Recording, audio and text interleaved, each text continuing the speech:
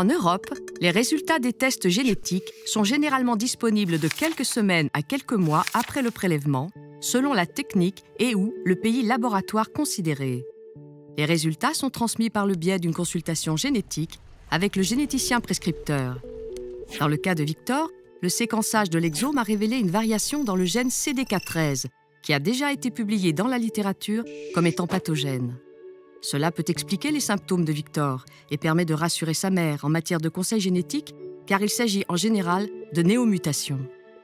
Un diagnostic prénatal pourrait être proposé, avec un risque de récurrence de 1% pour une future grossesse, limité au risque de mosaïcisme germinal. Comme il n'existe pas d'association de patients spécifique pour cette pathologie, la mère de Victor est mise en contact avec Unique. Les informations disponibles dans la littérature sont expliquées par le généticien à la mère de Victor. L'analyse des deux gènes révèle chez Anna une mutation dans le gène SMAD4. Cette mutation s'est produite de novo. Il est fortement probable qu'aucun autre membre de la famille ne soit affecté. Néanmoins, un test génétique sera proposé à la sœur d'Anna en raison du risque de mosaïcisme germinal chez un des parents. Il est hautement probable qu'elle ne porte pas cette mutation et n'aura ainsi pas besoin de suivi spécifique. Pour Anna, cette altération explique les polypes et l'épistaxis dans le cadre d'une polypose juvénile associée à une maladie de Randu-Osler. Les risques associés à ces deux aspects de la maladie aujourd'hui et à l'âge adulte sont expliqués à Anna et à ses parents, ainsi que le risque de 50% de transmission de cette mutation aux futurs enfants d'Anna. Concernant Peter, le séquençage de l'exome a permis d'identifier deux variations pathogènes dans le gène SAX.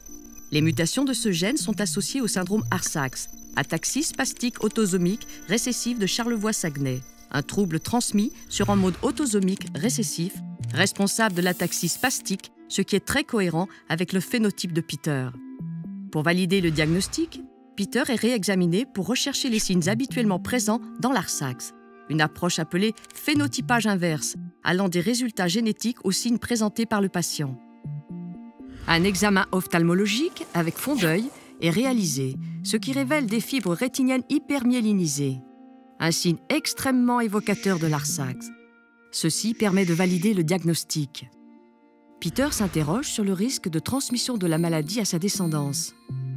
Comme cette maladie est transmise de manière autosomique récessive, pour que leurs enfants soient concernés, la femme du patient devrait également être porteuse d'une variation pathogène du gène SAX.